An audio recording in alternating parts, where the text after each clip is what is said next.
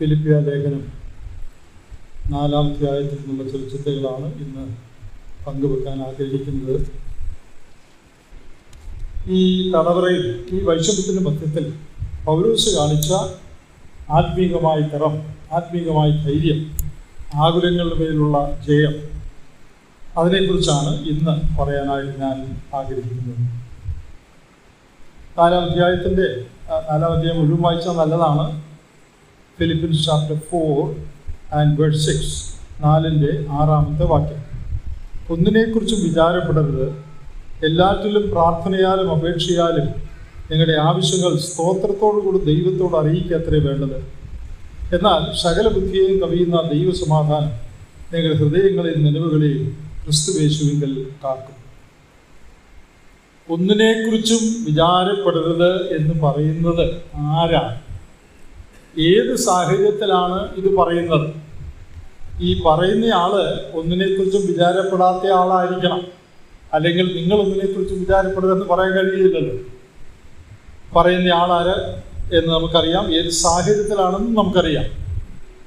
താൻ ചെയ്യാത്ത ഒരു ദുഷ്കർമ്മവും ചെയ്യാതിരിക്കെ, ഒരു തെറ്റും ഒരു നിലയിലും ചെയ്യാതിരിക്കെ ദൈവവചനം പ്രസംഗിച്ചു എന്ന ഏക കാരണത്താൽ കുറ്റങ്ങൾ ചുമത്തി തടവറയിൽ തന്നെ ആക്കിയിരിക്കുകയാണ്.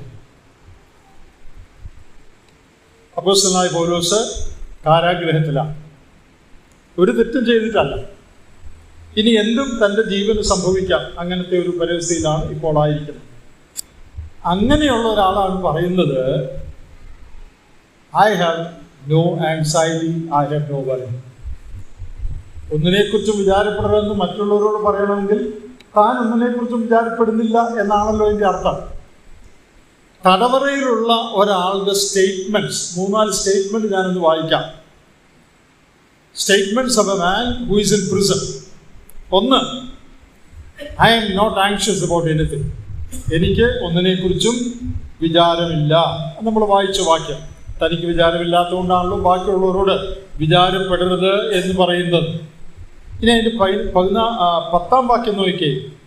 ഞാൻ കർത്താവിൽ വളരെ സന്തോഷിച്ചു. I rejoiced in the Lord. So, I am not anxious, then I rejoice. എനിക്ക് ആകുലമില്ല, ഞാൻ സന്തോഷിക്കുന്നു. 13-ാമത്തെ വാക്യം. എന്നെ ശക്തനാക്കുന്ന മുഖാന്തരം ഞാൻ സകലത്തിനും മതിയാകുന്നു. I can do all things. ഈ തടവുകാരൻ പറയാണ്, I am sufficient for all things. എല്ലാ കാര്യത്തിനും ഞാൻ മതിയായവനാണ്. I can do all things. ഇനി അതിൻ്റെ 11-ാമത്തെ വാക്യത്തിൽ പറയുന്നു, ഞാൻ അലംഭാവത്തോടെ ഇരിക്കുന്നു.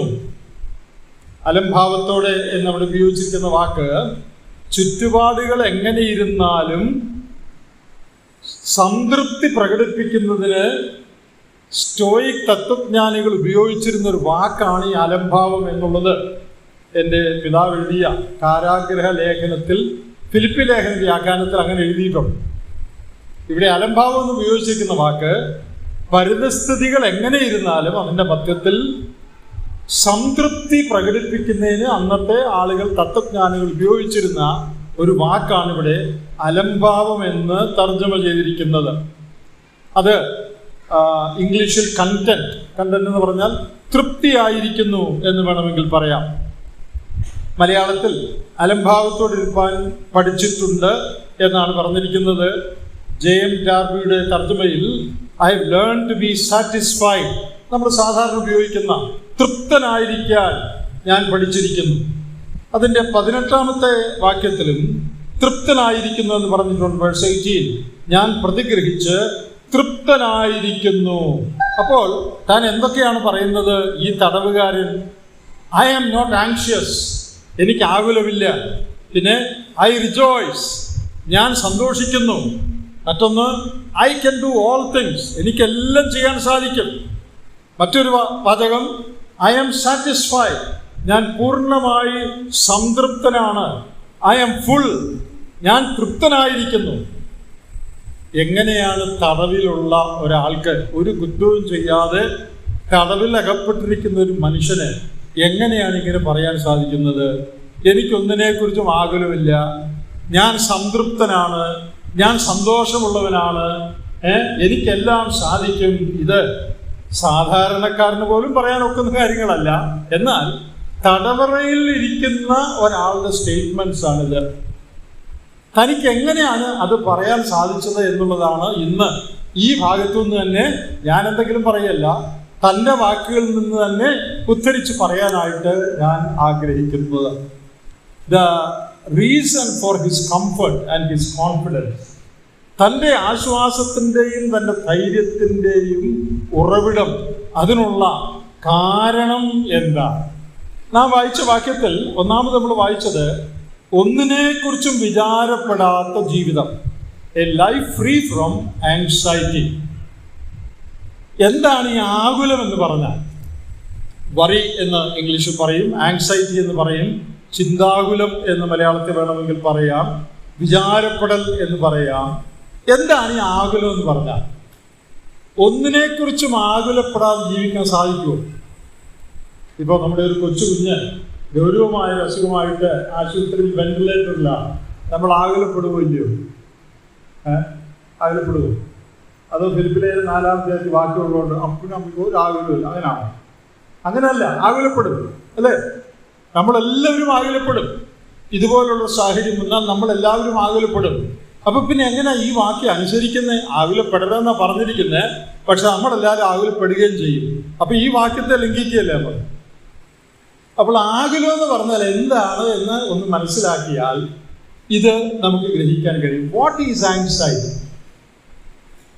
നമ്മുടെ ആർക്കെങ്കിലും രോഗം വരുമോ, ഒരു ബുദ്ധിമുട്ടിലായിരിക്കുകയോ ചെയ്യുമ്പോൾ നാം അതിനെക്കുറിച്ച് കൺസേൺഡ് ആയിരിക്കുന്നതല്ല ആകുലം എന്ന് പറയുന്നത്. It is not just being concerned about a crisis situation in our life. നമ്മൾ മനുഷ്യരെന്ന നിലയ്ക്ക് നമ്മുടെ എല്ലാവരുടെയും ജീവിതത്തിൽ ഇതുപോലുള്ള സാഹചര്യങ്ങൾ വരുമ്പോൾ നാം ചിന്താകുലമുള്ളവരായി തീരും. എന്നാൽ ആകുലപ്പെടരുത് എന്ന് പറഞ്ഞിരിക്കുന്ന ആകുലം എങ്ങനെ നിർവചിക്കാം എന്ന് ഞാൻ ചിന്തിക്കുകയാണ്. മുമ്പേ പറഞ്ഞ പോലെയാണ് നമ്മളെല്ലാവരും ആകുലപ്പെടുന്നവരാണ്. പിന്നെ എന്താ ആകുലപ്പെടരുത് എന്ന് പറഞ്ഞിരിക്കുന്ന ആകുലം? ദൈവത്തെയും അവൻ്റെ സ്നേഹത്തെയും കണക്കിലെടുക്കാതെ എനിക്ക് തിന്മ വരുമെന്നുള്ള ഭീതി, ആ ആകുലമാണ് തെറ്റ്. My fear that something evil will happen to me with disregard to God and His role in my life. എൻ്റെ ജീവിതത്തിൽ ദൈവത്തിനുള്ള സ്ഥാനം, ദൈവത്തിൻ്റെ നിയന്ത്രണം അത് മറന്നിട്ട് എനിക്ക് ദോഷകരമായിട്ട് ചിലത് ഭവിക്കാൻ പോകുന്നു എന്നുള്ള എൻ്റെ ഭീതി, അതാണ് ആകുലം. ആ ആകുലം നമുക്ക് പാടില്ല. കുറച്ച് ആശുപത്രി കിടക്കുമ്പോൾ മനപ്രയാസവും സങ്കടവും വരും. അത് പ്രത്യേകിച്ച് തെറ്റാണെന്ന് ഞാൻ വിചാരിക്കുന്നില്ല, എല്ലാവർക്കും വരും. പിന്നെ എന്താണ് വരാൻ പാടില്ലാത്തത്? എൻ്റെ ജീവിതത്തിൽ ദൈവത്തിലുള്ള സ്ഥാനം ഞാൻ മറന്നു കളയുക. ദൈവം എന്നൊരാൾ പിന്നെ രംഗത്തില്ല. കൊച്ചിന് അസുഖമാണ്, ദൈവമൊന്നുമില്ല, പിന്നെ എൻ്റെ ചിന്തയിലും ഇല്ല ദൈവം, ആ സാഹചര്യത്തിലും ദൈവമില്ല. ഇത് ഞങ്ങൾക്ക് ദോഷമായിട്ട് ഭവിക്കും. ആ ഭീതിയാണ് ആകുലം എന്ന് പറയുന്നത്. സഹോദരന്മാരെ, അത് നമുക്ക് ഉണ്ടാകാൻ പാടില്ല. അത് പാപമാണ്. എന്തുകൊണ്ടാണ് അത് പാപമായിരിക്കുന്നത്? അത് പാടില്ലെന്ന് വേദപുസ്തകത്തിൽ പറഞ്ഞിട്ടുണ്ട്. മത്തായി സുവിശേഷം 6-ാം അധ്യായത്തിൽ അനേക വട്ടം പറഞ്ഞിട്ടുണ്ട് ആകുലപ്പെടരുതെന്ന്. കർത്താവ് ചുമ്മാ തമാശയിൽ പറഞ്ഞതാണോ? നാളെയെക്കുറിച്ച് വിചാരപ്പെടരുത് എന്ന് പറഞ്ഞാൽ നാളെക്കുറിച്ച് ചിന്തിക്കരുതെന്നാണോ? നാളെക്കുറിച്ച് പ്ലാൻ ചെയ്യരുതെന്നാണോ? അല്ല. എന്താ നാളെക്കുറിച്ച് വിചാരപ്പെടരുതെന്ന് പറഞ്ഞാൽ അതിൻ്റെ അർത്ഥം ദൈവം എന്നെ സഹായിക്കുകയില്ല, ദൈവത്തിന് പ്രത്യേകിച്ച് ഒന്നും ചെയ്യാൻ പറ്റുകയില്ല, എനിക്ക് ഏതായാലും ദോഷം വരും എന്നുള്ള ഭീതിയാണ് ആകുലം എന്ന് പറയുന്നത്. അത് അനുവദനീയമല്ല. ആരങ്ങനെ ആകുലപ്പെട്ടാലും ദൈവസന്നിധിയിൽ അത് പാപമാണ്. അങ്ങനെ ആകുലപ്പെടാൻ പാടില്ല എന്നാണ് വേദപുസ്തകത്തിൽ പറഞ്ഞിരിക്കുന്നത്. അപ്പോൾ തെറ്റായ ആകുലം എന്ന് പറയുന്നത് എൻ്റെ ജീവിതത്തിലുള്ള ദൈവത്തിൻ്റെ റോൾ ഞാൻ ഡിനൈ ചെയ്യുകയാണ്. എൻ്റെ ജീവിതത്തിൻ്റെ മേൽ ദൈവത്തിൻ്റെ കൺട്രോൾ ഞാൻ നിരസിക്കുകയാണ്. ദൈവത്തിന് പ്രവർത്തിക്കാൻ കഴിയുമെന്നോ അവൻ പ്രാർത്ഥന കേൾക്കുമെന്നോ ഉള്ള കാര്യം ഞാൻ മറക്കുകയാണ്. അതുമാത്രമല്ല, എനിക്ക് ദോഷം ഭവിക്കുമെന്ന് ഞാൻ ചിന്തിക്കുകയാണ്. ഞാനിതിന് മുൻപ് ഇവിടെ പറഞ്ഞിട്ടൊരു കാര്യമാണ്. എന്നാൽ അത് എല്ലാവരുടെയും ധൈര്യത്തിന് വേണ്ടി വീണ്ടും പറയുകയാണ്. നമുക്കൊരിക്കലും ദോഷം ഭവിക്കുകയില്ല. സദൃശവാക്യം 12:21 നീതിമാന് ഒരു തിന്മയും ഭവിക്കുകയില്ല. ഇംഗ്ലീഷിൽ there shall no evil happen to the just. Proverbs 12:21. If you are a just person, if you are a righteous person, no evil will ever happen to you. എന്തൊരു സ്റ്റേറ്റ്മെന്റ് അത്! ദൈവവചനം പറയാണ്, നീ നീതിമാനാണെങ്കിൽ, അതായത് നീ ദൈവവേദനാണെങ്കിൽ, ദൈവത്തിൽ ശരണപ്പെട്ട് ദൈവവഴികൾ നടക്കുന്നവനാണെങ്കിൽ നിനക്ക് യാതൊരു തിന്മയും വരികയില്ല. നിനക്ക് രോഗം വരികയെന്നല്ല, നിനക്ക് അപകടം വരികയെന്നല്ല, അതൊക്കെ വന്നൊന്നും വരാം. എന്നാൽ നിനക്ക് തിന്മയായിട്ട് അതൊന്നും ഒരിക്കലും ഇരിക്കയില്ല. നമുക്ക് തിന്മ ചെയ്യാൻ ദൈവം ആഗ്രഹിക്കുന്നില്ല. ദൈവം നമ്മെ സ്നേഹിക്കുന്നു എന്നുള്ളതിൻ്റെ അർത്ഥം തന്നെ ഇതിനു മുമ്പ് ഞാൻ പലപ്പോഴും പറഞ്ഞിട്ടുണ്ട്, ഞാൻ വീണ്ടും പറയുകയാണ്. ദൈവത്തിന് സ്നേഹം അഗപ്പെ സ്നേഹമാണ്. അഗപ്പെ എന്ന് പറഞ്ഞാൽ മറ്റേ ആളുടെ നന്മയ്ക്ക് വേണ്ടിയുള്ള വിചാരമെന്നാണ് അഗപ്പെ എന്നുള്ളതിൻ്റെ അർത്ഥം. ദൈവം എന്നെ സ്നേഹിക്കുന്നു എന്ന് പറഞ്ഞാൽ എൻ്റെ ആത്യന്തിക നന്മ മാത്രമാണ് ദൈവത്തിൽ ലക്ഷ്യമെന്നാണ് ഇതിൻ്റെ അർത്ഥം. എനിക്കൊരു ദോഷവും ദൈവം ചെയ്യുകയില്ല എന്നാണ് ദൈവം എന്നെ സ്നേഹിക്കുന്നു എന്ന് പറഞ്ഞാൽ അതിൻ്റെ അർത്ഥം. എനിക്കൊരു ദോഷവും ചെയ്യാൻ ദൈവം ഉദ്ദേശിക്കുന്നില്ല എന്നുള്ളതിൻ്റെ ഏറ്റവും വലിയ തെളിവ് കാൽവരിയിലെ ക്രൂശാണ്. എനിക്ക് ദോഷം വരണമെന്ന് ദൈവത്തിന് വിചാരമുണ്ടായിരുന്നെങ്കിൽ കാൽവരിയിൽ ഒരു കുരിശ് നാട്ടുകയില്ലായിരുന്നു. ദൈവം എന്നെ രക്ഷിക്കയില്ലായിരുന്നു. എന്നെ രക്ഷിച്ചില്ലായിരുന്നു എനിക്ക് എന്ത് പറ്റിയല്ലേ? എനിക്ക് സംഭവിക്കുന്ന ഏറ്റവും വലിയ ദോഷം പറ്റിയത് അല്ലേ? നിത്യ നരകത്തിൽ അതിനേക്കാൾ വലിയ ദോഷം നമുക്ക് വരാനുണ്ടോ? കാൽവരിയിൽ ഒരു കുരിശ് ഉയർന്നെങ്കിൽ, ദൈവം എന്നെ രക്ഷിച്ചെങ്കിൽ ഒരു വിശ്വാസിയും പറയാൻ പാടില്ല ദൈവം എനിക്ക് ദോഷം ചെയ്യുമെന്ന്. നിനക്ക് ദോഷം ചെയ്യാനായിരുന്നെങ്കിൽ നിനക്ക് വേണ്ടി ദൈവപത്രം മരിക്കയില്ലായിരുന്നു. നീ ഏറ്റവും വലിയ ദോഷത്തിലാകപ്പെട്ടേന്. നിനക്ക് ദോഷം ചെയ്യാനായിരുന്നെങ്കിൽ ദൈവം നിന്റെ കണ്ണുകളെ തുറന്ന് നിന്നെ രക്ഷിക്കയില്ലായിരുന്നു. നീ ഏറ്റവും വലിയ ദോഷത്തിൽ ഈ ലോകത്തിലും വരുവാനുള്ളതിലും അകപ്പെട്ടേനെ. ക്രിസ്തു ക്രൂശിൽ മരിച്ചിരിക്കെ, ക്രിസ്തു നമ്മെ രക്ഷിച്ചിരിക്കെ ഒരൊറ്റ വിശ്വാസിയും പറയാൻ പാടില്ല ദൈവം എനിക്ക് ദോഷം ചെയ്യുമെന്ന്. ഞാൻ പണ്ടേ ചെയ്യാറുണ്ടല്ലോ ദൈവത്തിന്. നിനക്ക് ദോഷം ചെയ്യാൻ ദൈവത്തിനായിട്ട് പ്രയാസമാണ്. നിന്നെ നരകത്തെ കളയാൻ ദൈവത്തിനായിട്ട് ബുദ്ധിമുട്ടാണോ? എന്താ ദൈവം ചെയ്യാത്തത്? നമുക്ക് ദോഷം ചെയ്യാൻ ദൈവത്തിന് ആഗ്രഹമില്ല. അതുകൊണ്ട് പ്രിയപ്പെട്ടവരെ, ദൈവം എനിക്ക് ദോഷം ചെയ്യും, ദൈവം എന്റെ കാര്യം ശ്രദ്ധിക്കുകയില്ല എന്നൊക്കെ ചിന്തിച്ച് ഭാവിയെക്കുറിച്ച് ഭാരപ്പെടുന്ന ആകുലം വേദപുസ്തകം നിരോധിച്ചിരിക്കുകയാണ്. അതിന് കൂടുതൽ വിശദീകരിക്കേണ്ട ആവശ്യമില്ലല്ലോ. ഈ ആൻസൈറ്റി എന്ന ഗ്രീക്കിൽ ഉപയോഗിച്ചിരിക്കുന്ന വാക്കിന് ടിയർ ഇൻ ടു പീസസ് എന്നാണ് അർത്ഥം. കഷണങ്ങളായി മുറിക്കുക എന്നർത്ഥം. ഒരു കടലാസ് എടുത്ത് നമ്മളിങ്ങനെ കഷണങ്ങളായിട്ട് മുറിച്ച് ചവിട്ടോട്ടെ കളയുന്ന പോലെ ടിയർ ഇൻ ടു പീസസ്, കഷണങ്ങളായി മുറിക്കുക. അതാണ് ആകുലം എന്നുള്ള വാക്കിന്റെ ഒറിജിൻ. നമുക്കറിയാം അതാണ് ആകുലം ചെയ്യുന്നത്. നമ്മൾ ആകുലപ്പെടുമ്പോൾ നമ്മുടെ ഹൃദയം കഷ്ണങ്ങളായി മുറിയുക. We are torn apart when we worry. നമുക്കെല്ലാവർക്കും അനുഭവം ഉണ്ടത് അല്ലേ? രാത്രി കിടന്നിട്ട് ഹൃദയം തകരുക, ഹൃദയം ഇങ്ങനെ പല കഷ്ണങ്ങളായിട്ട് കീറി മുറിക്കപ്പെടുകയാണ്. അതാണ് ആകുലം. ആ ആകുലം പാടില്ല. പൗലോസ് പറയുന്നു, എനിക്ക് ആ ആകുലമില്ല. വേറെ സ്റ്റേറ്റ്മെന്റ്സ് ഉണ്ട്. ഞാൻ സന്തോഷിക്കുന്നു, ഞാൻ തൃപ്തനായിരിക്കുന്നു, എനിക്കെല്ലാം സാധിക്കും. എന്തൊരു അത്ഭുതകരമായ സ്റ്റേറ്റ്മെന്റ്സ് ആണ്. Look at these wonderful statements of a prisoner. How can a prisoner make such statements? ഒരു തടവുകാരന് എങ്ങനെയാണ് ഇങ്ങനെയുള്ള പ്രസ്താവനകൾ നടത്താനായിട്ട് സാധിക്കുന്നത്? ആകുലത്തെ കുറിച്ചൊരു വാക്കുകൂടെ പറയട്ടെ. ആകുലം ഭാവിയെ കുറിച്ചുള്ളതാണ് അല്ലേ? നാളെ എന്ത് പറ്റും, പിന്നെ എന്ത് പറ്റും, ഇന്നത് സംഭവിച്ചാൽ എന്ത് പറ്റും, അതൊന്നും പറ്റിയിട്ടില്ല, പറ്റുമെങ്കിൽ എന്ത് പറ്റും എന്നുള്ളതാണ് ആകുലം. നമുക്കറിയാം, നാം ഭീതിപ്പെടുന്ന ഒരു 80% കാര്യങ്ങൾ സംഭവിക്കില്ല. നമ്മൾ ആകുലപ്പെടുന്ന 80% കാര്യങ്ങളും നമുക്ക് സംഭവിക്കില്ല. വെറുതെ ആകുലപ്പെട്ടതാണ്. തിരിച്ചു നോക്കുമ്പോൾ ഞാൻ എന്തിനാ വെറുതെ ഉറക്കമില്ലാതെ കിടന്നത്, ഞാൻ എന്തിനാ വെറുതെ മനപ്രയാസപ്പെട്ടത്, ആ വിചാരിച്ച കാര്യം ഒന്നും തന്നെ നടന്നില്ല, മിക്ക കാര്യവും നടക്കില്ല. അപ്പൊ നമ്മുടെ ആകുലങ്ങൾ മിക്കതും നടപ്പാകുന്നതല്ല. നടപ്പാകാത്ത കാര്യങ്ങളെക്കുറിച്ച് നമ്മുടെ മനസ്സമാധാനം കെടുക്കുക. പലതരത്തിലുള്ള ആഗ്രഹങ്ങൾ മനുഷ്യർക്കുണ്ട്. ഒരു വീട്ടമ്മയെക്കുറിച്ച് കേട്ടിട്ടുണ്ട്, ഒരു സ്ത്രീയെക്കുറിച്ച് കേട്ടിട്ടുണ്ട്. വീട്ടിൽ കള്ളൻ കയറുമോ എന്നുള്ള വലിയ ആദിയാണ്. അങ്ങനെയുള്ള വല്ലവരുടെ ഉണ്ടോ എന്ന് എനിക്ക് അറിഞ്ഞുകൂടാ. കള്ളൻ കയറുമോ, അതാണ് ഏറ്റവും വലിയ രീതി. ഇടയ്ക്കിടയ്ക്ക് പത്രത്തിൽ കാണാം, അവിടെ കയറി ഇപ്പറേ കയറി, പിന്നെ അടുത്ത അയൽവക്കത്തിൽ കയറി. അതുകൊണ്ട് അതിൻ്റെ ആദ്യം വിളിച്ച് രാത്രി ഉറങ്ങാതെ കിടക്കുക. 10 വർഷമായിട്ട് രാത്രി ഉറങ്ങയില്ല, ശരിക്കും ഉറങ്ങാൻ പറ്റില്ല. കാരണം കള്ളം വന്നാലോ.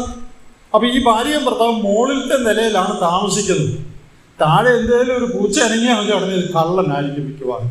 അപ്പൊ പിന്നെ ഉറക്കം പോയി, പിന്നെ നേരം വിളിക്കുന്നവർ ഉറങ്ങില്ല. അങ്ങനെ കള്ളനെ ഭയപ്പെട്ട് ആകുലപ്പെട്ട് ജീവിച്ചിരുന്ന ഒരു സ്ത്രീയെ കുറിച്ച് ഇങ്ങനെ കേട്ടിട്ടുണ്ട്. 10 വർഷം കഴിഞ്ഞ് ഒരു ദിവസം രാത്രി ഒരു തട്ടുമുട്ടും കേട്ടു.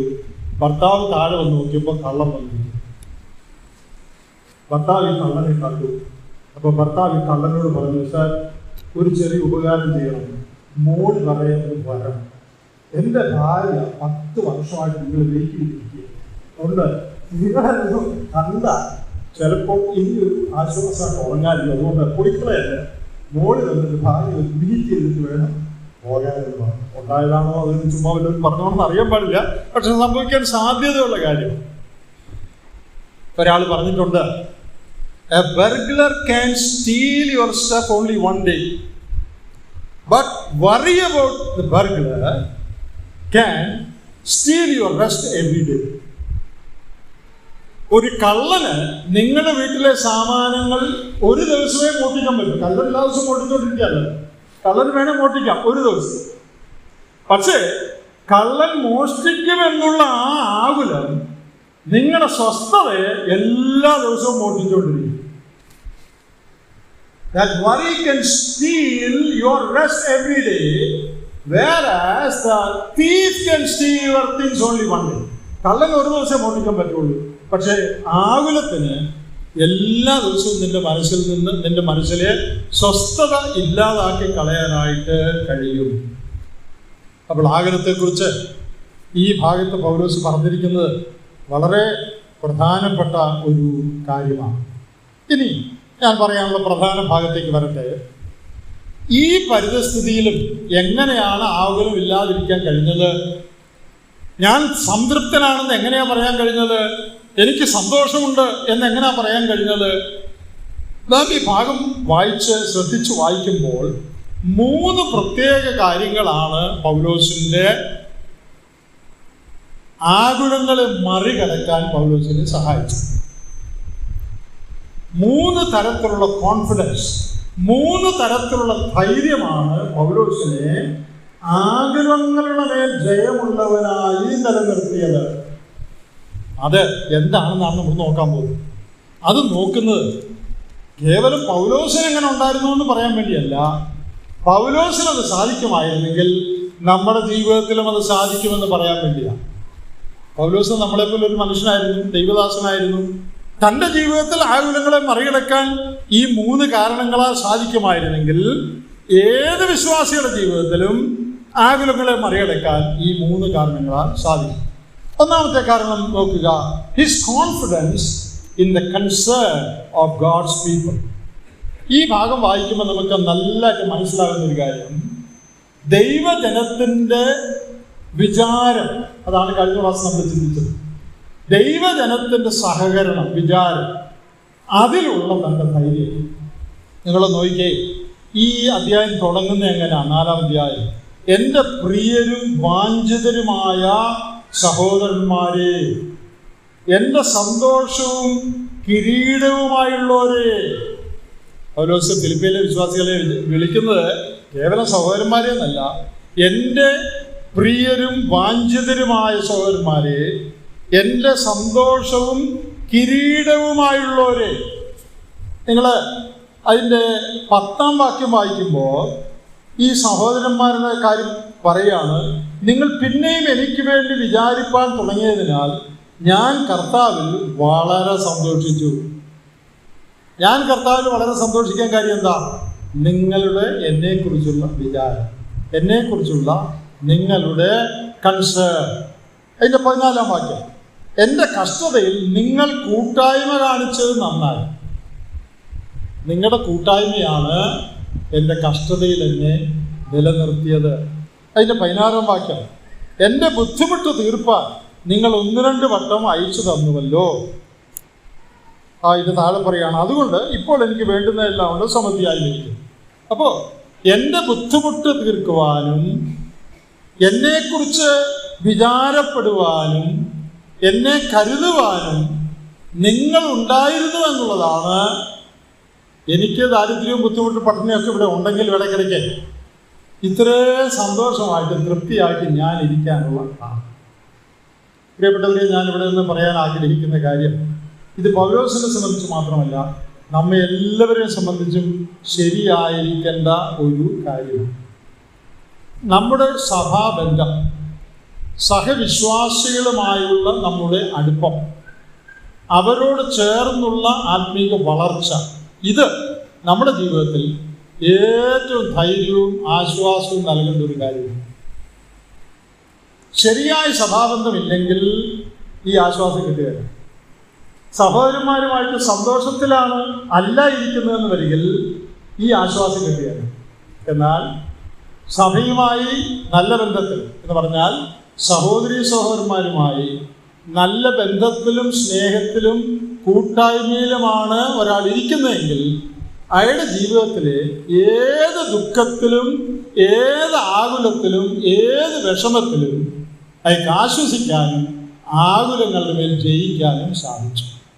അപ്പോസ്തലനായ പൗലോസിനെ പോലെ ഇത്രയും മഹാനായ ഒരാൾ പറയാണ്, നിങ്ങളാണ് എൻ്റെ ബുദ്ധിമുട്ട് തീർത്തത്, നിങ്ങളാണ് എൻ്റെ കഷ്ടത്തിൽ എന്നെ സഹായിച്ചത്, നിങ്ങളാണ് എനിക്ക് സന്തോഷം നൽകിയത്. പൗലോസ് എന്ന് പറയാൻ സാധിച്ചെങ്കിൽ പ്രിയപ്പെട്ടവരെ, നമുക്കും തീർച്ചയായിട്ടും അത് പറയാൻ സാധിക്കേണ്ടതാണ്. ദൈവമക്കളുമായിട്ട് സ്നേഹത്തിലും സഹകരണത്തിലും ഇരിക്കുന്ന ഒരാൾക്ക് ജീവിതത്തിൽ എപ്പോഴും സമാധാനവും സംതൃപ്തിയും, പ്രശ്നങ്ങൾ വരികയില്ലെന്നല്ല, പ്രശ്നങ്ങളുടെ മധ്യത്തിൽ നമുക്ക് ധൈര്യവും ലഭിക്കും, പ്രാർത്ഥനയുടെ ബന്ധം ലഭിക്കും, സാമ്പത്തിക സഹായം ലഭിക്കും, അവർ സന്ദർശിക്കുന്നതുകൊണ്ട് ധൈര്യം ലഭിക്കുമെന്ന് വേണ്ട, ഞാനത് വിശദീകരിക്കേണ്ട ആവശ്യമില്ല, എല്ലാവർക്കും അറിയാം.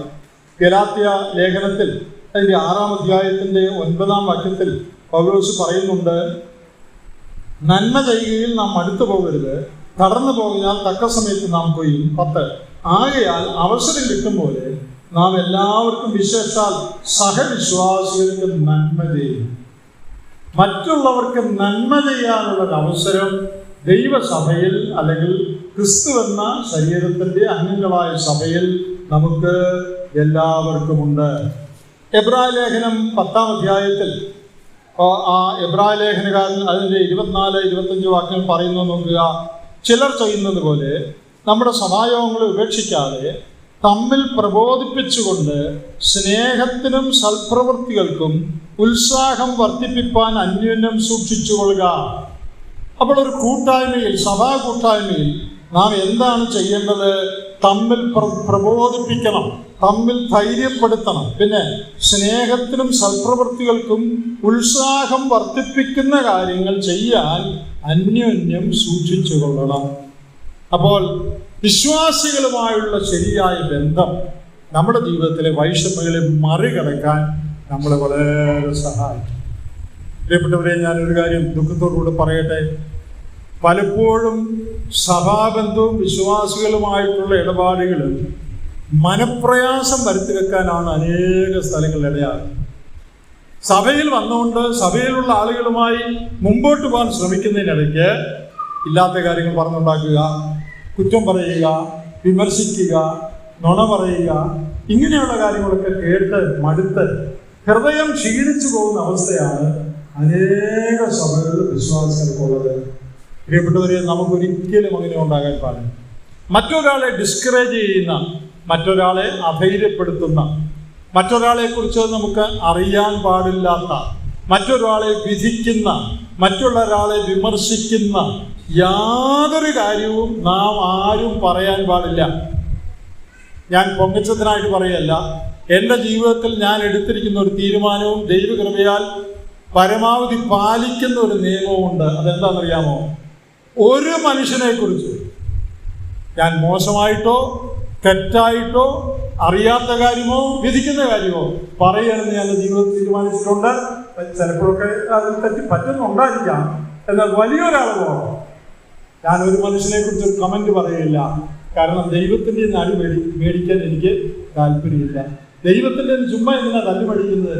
ആവശ്യമില്ലാത്ത കാര്യം ഞാൻ എന്തിനാ പറയാൻ പോകുന്നത്? എനിക്ക് അറിഞ്ഞുകൂടാത്ത കാര്യത്തെ ഞാൻ എന്തിനാ വിധിക്കാൻ പോകുന്നത്? നമ്മുടെ എല്ലാവരുടെയും ജീവിതത്തിൻ്റെ പോളിസി അതായിരിക്കണം. എനിക്കറിഞ്ഞുകൂടാത്ത ഒരു കാര്യവും ഞാൻ പറയുകയില്ല.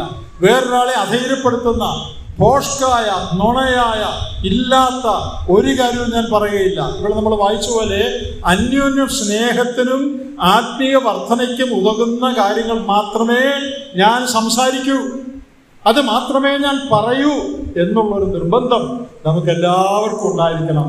അങ്ങനെ ഉണ്ടെങ്കിലുള്ള ഗുണം എന്താണെന്നറിയാമോ? ആ കൂട്ടായ്മയിൽ കൂടിപ്പോകുന്നവർക്ക് രോഗം വന്നെന്ന് വരാം, മരണം വന്നെന്ന് വരാം, ജോലിയുടെ പ്രശ്നം നമ്മൾ മുമ്പെയൊക്കെ കേട്ട പോലെ വന്നെന്ന് വരാം, അതൊക്കെ വന്നെന്ന് വരാം. എന്നതിൻ്റെ എല്ലാം മധ്യത്തിൽ ബാക്കി എല്ലാവരും അവരെ താങ്ങി നിർത്തും. അതാണ് കൂട്ടായ്മയുടെ മഹത്വം. കേവലം ഒന്ന് അപ്പം മുറിച്ചു പോകുന്ന അല്ല കൂട്ടായ്മ. അന്യോന്യം കരുതുക. സാമ്പത്തികമായ സഹായം ആവശ്യമുണ്ടെങ്കിൽ അത് ചെയ്യണം. പ്രാർത്ഥന ആവശ്യമുണ്ടെങ്കിൽ അത് ചെയ്യണം. വാക്കുകൾ കൊണ്ട് ധൈര്യപ്പെടുത്തണമെങ്കിൽ അത് ചെയ്യണം. നമ്മെ കൊണ്ട് ഒക്കുന്ന നിലയിൽ അന്യോന്യം ധൈര്യപ്പെടുത്തുക, അന്യോന്യം കരുതുക. പൗലോസ് പറയാണ്, നിങ്ങളുടെ കരുതലാണ് എന്നെ നിലനിർത്തിയത്, നിങ്ങളാണ് എൻ്റെ ബുദ്ധിമുട്ട് തീർത്തത്. പ്രിയപ്പെട്ടവരെ, എത്രയോ മഹനീയമായ ഒരു കാര്യമാണ് ഈ സഭയെന്ന് പറയുന്നത്. ഈ ഉദ്ദേശം ദൈവത്തിനില്ലായിരുന്നെങ്കിൽ നമ്മളെ എല്ലാം രക്ഷിച്ച് ഒറ്റയ്ക്കൊറ്റയ്ക്ക് നിർത്തിയാൽ മതിയായിരുന്നു. എന്താ കുഴപ്പം? നമ്മൾ വേദപുസ്തകം വായിക്കുക, പ്രാർത്ഥിക്കുക, ദൈവവുമായിട്ടുള്ള അടുപ്പത്തിൽ നമ്മളെല്ലാവരും അവരവരുടെ സ്ഥലങ്ങളിൽ ജീവിക്കുക, അത് മതിയായിരുന്നല്ലോ. പിന്നെ എന്തിനായി സഭ? എന്തിനായി കൂടി വരുന്നത്? എന്തിനാ ഒരുമിച്ച് കൂടുന്നത്? പ്രിയപ്പെട്ടവരെ, അന്യോന്യം സഹായിക്കാനും ധൈര്യപ്പെടുത്താനും വേണ്ടിയാണ്. അപ്പോൾ പൗലോസിന്റെ ആകുലത്തെ മറികടക്കാൻ പൗലോസിനെ സഹായിച്ച ഒന്നാമത്തെ ഒരു ഘടകം സഹോദരന്മാരുടെ സഹവർത്തിത്വമാണ്. Confidence in the company and concern of God's people. ഞാൻ ഈ അടുത്ത ദിവസം അതിൻ്റെ മറുവശങ്ങളൊന്ന് പറയട്ടെ. എത്രയോ അന്യോന്യം സഹായിക്കുന്ന സഭകളും വിശ്വാസികളും ഉണ്ട്. ഈ ഒരു സ്ഥലത്ത് നമ്മുടെ തന്നെ ഒരു സുവിശേഷകന് വളരെ വലിയൊരു സാമ്പത്തിക ബുദ്ധിമുട്ടുകൾ, വീടില്ലാതെയും സ്ഥലമില്ലാതെയും ഒക്കെ വിഷമിച്ച ഒരു സാഹചര്യത്തിൽ മറ്റൊരു സഹോദരൻ, ആ മറ്റു സഹോദരൻ പറയുന്നത് വലിയ കാശുകാരനല്ല, തൊഴിൽ ചെയ്ത് ജീവിക്കുന്ന ഒരാളാണ്. അദ്ദേഹത്തിന് ഭാര്യയ്ക്ക് ജോലിയില്ല, തനിക്ക് മാത്രമേ ജോലിയുള്ളൂ, നാട്ടിലാണ് ജോലി, എനിക്ക് നല്ലതായിട്ട് അറിയാവുന്ന ഒരാളാണ്. ആ ആള് ഇദ്ദേഹത്തിന് വീടിനടുത്തുള്ള 7 സെന്റോ 10 സെന്റോ 5 സെന്റോ അങ്ങനെ എന്തോ സ്ഥലം അദ്ദേഹം ഈ സഹോദരന്റെ പേരിൽ മേടിച്ച് എഴുതി കൊടുത്തു. ഇനി ഒക്കുന്ന കാലത്ത് ഇതിന്റെ പണം തിരിച്ചു തന്നാൽ മതി എന്ന് പറഞ്ഞു. അപ്പോൾ ആ മേടിച്ച സഹോദരൻ എന്നോട് കഴിഞ്ഞ ദിവസം എന്നെ ഫോണിൽ സംസാരിച്ച് പറഞ്ഞു, ബ്രദറെ 10 വർഷമായി ഒരു പൈസ തിരിച്ചു കൊടുക്കാൻ പറ്റിയിട്ടില്ല. 10 വർഷമായി ഒരു പൈസ തിരിച്ചു കൊടുക്കാൻ പറ്റിയിട്ടില്ല. ഈ അടുത്തൊരു അല്പം കാശ് കിട്ടി, അത് ഞാൻ കൊടുക്കണമെന്ന് വിചാരിച്ചുകൊണ്ടിരിക്കുകയാണെന്ന് എന്നോട് പറഞ്ഞു. എന്നെ അത് വളരെ സ്പർശിച്ചു. കാശുകാരനേ അല്ല, വെറും സാധാരണക്കാരൻ. നമുക്കറിയാം, അരസെന്റ് സ്ഥലത്തിന് വേണ്ടി കൂടപ്പറപ്പുകൾ കേസ് പിടിക്കുകയും വഴക്കുണ്ടാക്കുകയും ചെയ്യുന്ന ഒരു ലോകമാണ്. ഇവരുടെ ബന്ധമെന്ന് പറയുന്നത് ഒരു ബന്ധവുമില്ല, ആത്മീയ ബന്ധമല്ലാതെ ഒരു ബന്ധവുമില്ല, ഒരു സഭയിലുമല്ല, 2 സ്ഥലങ്ങളിലുള്ള ആളുകളാണ്. എന്നാൽ ഈ സഹോദരൻ മറ്റേ സഹോദരന് വേണ്ടി തൻ്റെ തന്നെ പേരിൽ കുറേ സ്ഥലം എഴുതി കൊടുത്തിരിക്കുകയാണ്, മേടിച്ചു കൊടുത്തിരിക്കുകയാണ്. ആകുന്ന കാലത്ത് തിരിച്ചു തന്നാൽ മതി എന്ന് പറഞ്ഞു. ഇതാണ് കൂട്ടായ്മയുടെ മഹത്വം. ഞാനതിന് വിശദീകരിക്കുന്നില്ല. പൗലോസിനെ പോലും നിലനിർത്തിയത് കൂട്ടു സഹോദരന്മാരുടെ സഹായമാണ്. രണ്ടാമത് പൗലോസിനെ ഈ ആകുലത്തിൽ നിലനിർത്തിയ ഒരു കാര്യം 13-ാം വാക്യത്തിൽ താൻ പറയുന്നുണ്ട്, എന്നെ ശക്തനാക്കുന്നവൻ മുഖാന്തരം ഞാൻ സകലത്തിനും മതിയാകുന്നു. Confidence in the strength of God. ദൈവം നൽകുന്ന ശക്തിയിലുള്ളതായ ധൈര്യം. ആദ്യം പറഞ്ഞത് സഹോദരന്മാരുമായുള്ള കൂട്ടായ്മയിൽ നിന്ന് ലഭിക്കുന്ന ധൈര്യം. രണ്ടാമത് ദൈവം എനിക്ക് നേരിട്ട് നൽകുന്ന, എന്നെ ശക്തനാക്കുന്നവൻ എനിക്ക് നൽകുന്ന ശക്തി. അതുകൊണ്ടാണ് ഞാൻ നിലനിൽക്കുന്നത്. ഈ വാക്യത്തിന്റെ ശരിയായ തർജ്ജമ എന്ന് പറയുന്നത് I can do all things because of Christ who pumps in strength into me. എൻ്റെ ഉള്ളിലേക്ക് ശക്തി പ്രവഹിപ്പിക്കുന്ന ക്രിസ്തു നിമിത്തം ഞാൻ സകലത്തിനും മതിയാകുന്നു എന്നാണ് തർജ്ജമ ചെയ്യേണ്ടത് എന്ന് ഞാൻ വായിച്ചിട്ടുണ്ട്. അപ്പൊ എന്താ ഈ വാക്യം പറയുന്നത്? എൻ്റെ ഉള്ളിലേക്ക് ക്രിസ്തു ശക്തി പമ്പ് ചെയ്യുക എന്ന് പറഞ്ഞാൽ പൗലോസ് കർത്താവുമായിട്ട് ഏറ്റവും ഹൃദ്യമായ അടുത്ത ബന്ധത്തിൽ ജീവിച്ചിരുന്ന ഒരാളാണ്.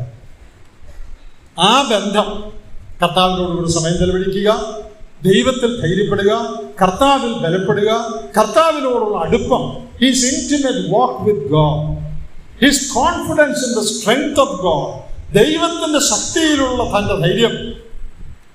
ഞാൻ പറയട്ടെ, ഞാനും നിങ്ങളും നമ്മുടെ വ്യക്തിപരമായ ജീവിതത്തിൽ ദൈവത്തോട് അടുത്ത് ജീവിച്ചാൽ മാത്രമേ ആകുലങ്ങളെ ജയിക്കാൻ നമുക്ക് സാധിക്കൂ.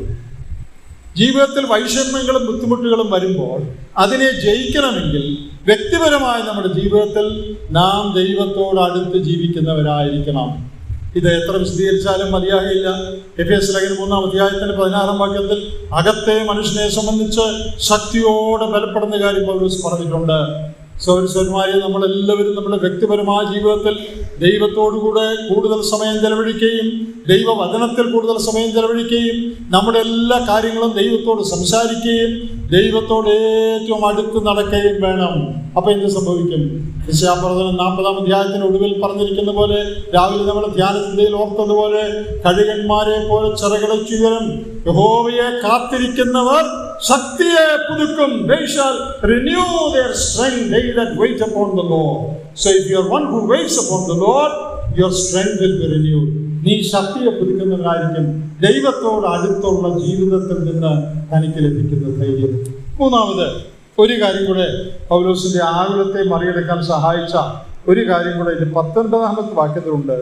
എൻ്റെ ദൈവമോ നിങ്ങളുടെ ബുദ്ധിമുട്ടൊക്കെയും മഹത്വത്തോടെ തൻ്റെ ധനത്തിനൊത്തവണ്ണം ക്രിസ്തുയേശുവിൽ പൂർണ്ണമായി തീർത്തു തരും. His confidence in the provision and promises of God. ദൈവത്തിൻ്റെ കരുതലിലും ദൈവത്തിൻ്റെ വാഗ്ദത്തങ്ങളിലുമുള്ള പൗലോസിന്റെ ധൈര്യം. പൗലോസിന്റെ ധൈര്യം എന്താ? എൻ്റെ ദൈവം, അത് ശ്രദ്ധിക്കുക, മൈ ഗോഡ്, എൻ്റെ ദൈവം എങ്ങനെയുള്ള ദൈവമാണ്? ബുദ്ധിമുട്ടൊക്കെ തൻ്റെ മഹത്വത്തിൻ്റെ ധനത്തിനൊത്തവണ്ണം തീർത്തു തരുന്ന ദൈവമാണ്. ഫിലിപ്പിയരുടെ ബുദ്ധിമുട്ട് തീർക്കുന്ന കാര്യമാണ് പൗലോസ് ഇവിടെ പറയുന്നത്. പക്ഷേ തൻ്റെ തന്നെ മോളിൽ പറഞ്ഞിരിക്കുന്ന വാക്കുകൾ വായിച്ചാൽ അറിയാം, തൻ്റെ തന്നെ ബുദ്ധിമുട്ട് ദൈവം തീർത്തുകൊണ്ടിരിക്കുകയാണ്. അതുകൊണ്ടല്ലേ പറഞ്ഞത്, ഏതവസ്ഥയിൽ ഇരിക്കാൻ എനിക്കറിയാം, എനിക്കെല്ലാം കൊണ്ട് സമൃദ്ധിയായിരിക്കുന്നു, എനിക്കൊരു പ്രശ്നവുമില്ല എന്ന് പറയാൻ കാരണം his confidence in the provision and promise of God. ദൈവത്തിന്റെ കരുതൽ, ആവശ്യങ്ങൾ നിറവേറ്റുന്നവനാണ് ദൈവം. ദൈവത്തിന്റെ വാഗ്ദത്തങ്ങൾ, അത് പൗലോസിന് അറിയാമായിരുന്നു. നമുക്കറിയാം, പഴയ നിയമമൊക്കെ നന്നായിട്ട് അറിയാമായിരുന്ന ആളാണ് പൗലോസ്. 55-ാം സങ്കീർത്തനം 22-ാം വാക്യത്തിലുണ്ട്, നിന്റെ ഭാരം യഹോവയുടെ മേലിട്ട് കൊള്ളുക, അവൻ നിന്നെ പുലർത്തും. നീതിമാൻ കുലുങ്ങിപ്പോകുവാൻ അവൻ ഒരു നാളും സമ്മതിക്കയില്ല. പൗലോസിന് അത് അറിയായിരുന്നു. നിന്റെ വഴി യഹോവയെ ഭരമേൽപ്പിക്ക, അവനിൽ തന്നെ ആശ്രയിക്ക, അവൻ അത് നിർവഹിക്കും. Psalm 37:5, 37-ാം സങ്കീർത്തനം 5-ാം വാക്യം. സദൃശവാക്യത്തിൽ പറഞ്ഞിട്ടുണ്ട്, സ്വന്തം വിവേകത്തിൽ ഊന്നരുത്, പൂർണ്ണ ഹൃദയത്തോടെ യഹോവയിൽ ആശ്രയിക്കുക. സ്വന്തം വിവേകത്തിൽ ഊന്നരുത്, അവൻ നിന്റെ പാതകളെ നേരെയാക്കും. He shall direct thy steps. ഇതെല്ലാം ദൈവം കരുതുമെന്നുള്ള വാഗ്ദത്തങ്ങളാണ്. മാത്രമല്ല, ഞാൻ നിന്നെ ഒരു നാളും കൈവിടുകയില്ല, ഉപേക്ഷിക്കയില്ല എന്നുള്ള ദൈവത്തിന്റെ വാഗ്ദത്വവും പഴയ നിയമത്തിലുള്ള ഒരു വാഗ്ദത്വമാണ്. എബ്രായ ലേഖനത്തിൽ അത് ഉദ്ധരിച്ചത് നമ്മൾ നേരത്തെ ചിന്തിച്ചിട്ടുണ്ട്. ദൈവത്തിന്റെ വാഗ്ദത്തം, ദൈവത്തിന്റെ കരുതൽ, ദൈവം പറഞ്ഞിരിക്കുന്ന കാര്യങ്ങൾ, അത് പൗലോസിനെ സഹായിക്കുക. അപ്പോൾ ആകുലപ്പെടുവാൻ എല്ലാ മാനുഷിക കാരണങ്ങളും ഉണ്ടായിരുന്ന പൗലോസ്, എനിക്ക് ഒരാഗ്രഹവുമില്ല, ഞാൻ സന്തോഷമുള്ളവനായിരിക്കുന്നു, ഞാൻ തൃപ്തനായിരിക്കുന്നു എന്ന് പറയാനുള്ള കാരണം എന്താ? 3 കാരണങ്ങൾ. ഒന്ന്, സഹവിശ്വാസികളുടെ സഹായം, confidence in the concern of believers. രണ്ടാമത്, confidence in the strength of God. ദൈവത്തിന്റെ ശക്തി, തനിക്ക് നൽകുന്ന, കർത്താവ് നൽകുന്ന ശക്തിയിലുള്ളതായ ധൈര്യം. മൂന്നാമത്, confidence in the provision and promise of God. ദൈവത്തിന്റെ കരുതൽ, ദൈവത്തിന്റെ വാഗ്ദത്തം, അതിലുള്ള ആശ്രയം. ഞാൻ ചോദിക്കട്ടെ, ഈ 3 കാര്യം പൗലോസിന് മാത്രമുള്ളതാണോ? പൗലോസിനെ മാത്രം ഒക്കുന്നതാണോ? ഇവിടെ ഇരിക്കുന്ന ഓരോ സഹോദരനും ഓരോ സഹോദരിക്ക് നോക്കുന്നതല്ലേ? നമുക്ക് എല്ലാവർക്കും സാധിക്കുന്നല്ലേ 3 കാര്യങ്ങൾ? അങ്ങനെയെങ്കിൽ പൗലോസിനെ പോലെ എനിക്ക് ആകുലമില്ല, ഞാൻ സംതൃപ്തനായിരിക്കുന്നു, എന്നെ കൊണ്ടെല്ലാം സാധിക്കും, ഞാൻ സന്തോഷിക്കുന്നു എന്ന് പറയാൻ നമുക്കും സാധിക്കേണ്ടതല്ലേ? വരുന്ന ദിവസങ്ങളിൽ ഈ ദൈവവചന പ്രമാണങ്ങളുടെ അടിസ്ഥാനത്തിൽ അങ്ങനെയുള്ള ഒന്നിനെക്കുറിച്ച് വിചാരപ്പെടാത്ത, സകലത്തിലും സന്തോഷിക്കുന്ന, സ്തോത്രം ചെയ്യുന്ന ധന്യമായ ഒരു ക്രിസ്തീയം നയിപ്പാൻ ദൈവത്തിൻ്റെ ആത്മാവ് ഈ വാക്കുകളാൽ നമ്മെ സഹായിക്കും.